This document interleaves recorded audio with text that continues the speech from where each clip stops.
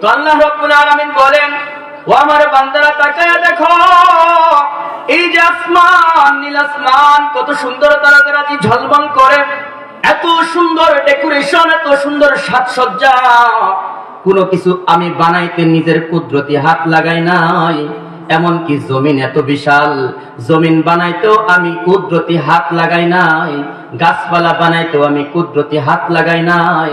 ও আমার বান্দা, এই সমস্ত কিছু বানাইছি শুধুমাত্র আমার কোন শব্দের মাধ্যমে। আমি আল্লাহ বলছি হও, আর সব কিছু হয়ে গেছে।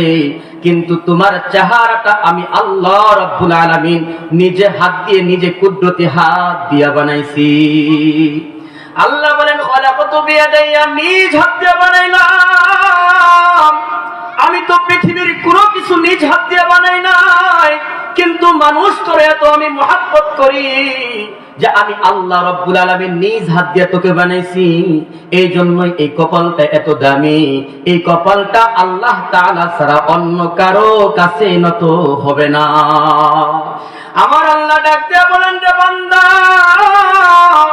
লা তাসজুদু লিশ-শামসি ওয়ালা লিল-কমার। বান্দারে, ওই যে আমি কপালটা তোর বানাইছি, এই কপালটা শুধু আমি আল্লাহ তাআলার কাছে নত হবে, অন্য কোনো কিছুর কাছে নত হবে না। লা তাসজুদু লিশ-শামসি ওয়ালা লিল-কমারি। চন্দ্র সূর্যকেও সিজদা করা যাবে না, কোনো মানুষের কাছে মাথাকে নত করা যাবে না, কাউকে সিজদা করা যাবে না।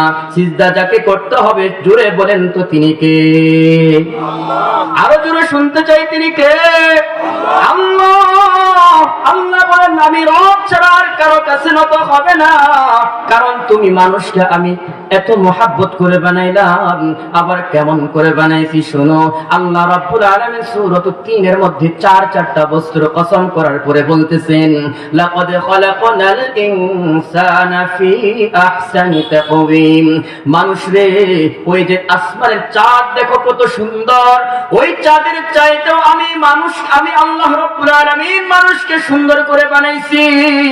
আল্লাহ রাব্বুল আলামিন বলেন, পৃথিবীতে যত মাখলুকাত আমি তৈরি করছি, এর মধ্যে সবচাইতে বেশি সুন্দর করে বানাইছি আমি মানুষকে। কেমন সুন্দর করে বানাইলাম, কেমন কুদরতি হাতে বানাইলাম। ও মানুষ, আল্লাহ রাব্বুল আলামিন ডাক দিয়া বলেন, ওয়াফি আনফুসিকুম আফালা তুবসিরুন। মানুষ রে, নিজের দিকে তাকায় দেখো, আমি আল্লাহ রাব্বুল আলামিনের কুদরত পাওয়া যাইবা, আমি আল্লাহ পাকের নিদর্শন পাওয়া যাইবা, অন্য কিছুর দিকে তাকাতে হবে না। তুমি যদি নিজের সৃষ্টির দিকে তাকাও, তবে তুমি আমি আল্লাহ রাব্বুল আলামিনের পরিচয় পেয়ে যাইবা। আমি কেমন করে তোমারে বানাইছি।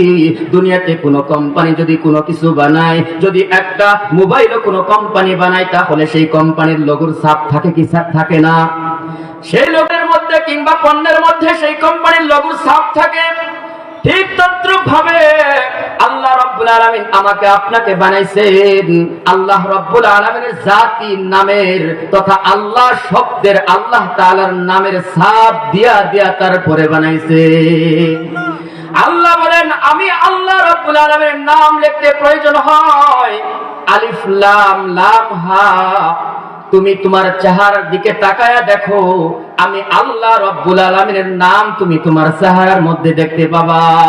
যেরকম আপনার প্রত্যেকে দেখেন নিজের একটা কান আছে, কানটাকে আলিফ বানান, এরপরে আপনি এইভাবে লাম লাম, তারপরে লাম, এরপরে হা। এত সুন্দর করে আল্লাহ রাব্বুল আলামিন বানাইলেন নিজের কুদরতি হাত দিয়া।